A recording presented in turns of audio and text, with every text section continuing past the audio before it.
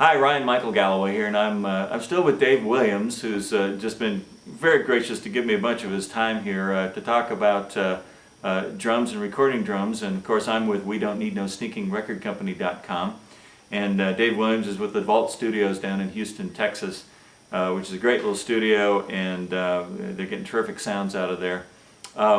So, Dave, we've been talking about recording drums and some of the specifics around that, and we talked about the resonance of the bass drum in the last post. I want to talk to you about how you get how you affect the sound of a drum head, and this could apply to the toms, it could apply to the snare, it could apply to anything except maybe the bass drum, because the bass drum's open and you can stuff stuff in it. But what do you use, or what do you recommend, or what could somebody use to affect how much a drum rings or does not ring? Well, a lot depends on the shells that the drum is made out of. Maple will, maple shells tend to have a little bit of ring, to them.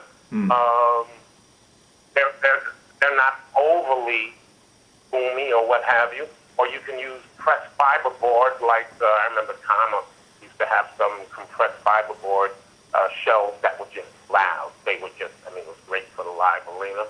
I happen to like this old classic set of Ludwig drums that I have at the studio, from about 1968. Good round sound. Yeah. If I wanted to ring a little bit, I just tighten up the heads a little bit. We just change the tuning and take the internal mufflers off.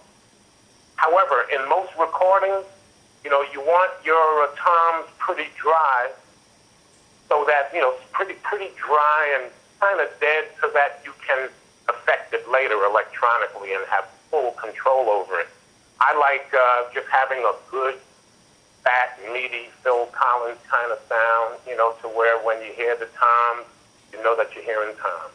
Well, would you do things like, to deaden them, would you do things like, tape the heads or something? How'd you get them to keep... Yeah, there are a couple of things I use. I have some acoustical foam, cut them into little 2x2-inch squares, and maybe I'll watch how the drummer is playing it, and take these little foam pads, put some masking tape, because you want to be able to take it off right after the session, and experiment with how much of this foam you put on the head to get just enough ring, to where it still sounds lively, but it's not dead like you're just in a dead. And would that go on the underside of the drum, or would it go on the top of the head? On the top of the head. Okay. Yeah, on the top of the head.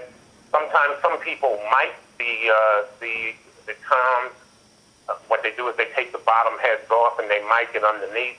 I don't get enough stick sound. I like to hear the stick hitting the head and the resulting sound as a result of how hard you hit that, hit that tom head.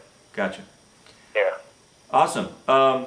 Well, next, in our next segment, I think I'd like to talk a little bit more about the miking and some of the electronics and some of the things that you can do. In particular, I'll save that for the next post. But anyway, so that was great. And I'm with Dave Williams of the Vault Studios down in Houston, Texas.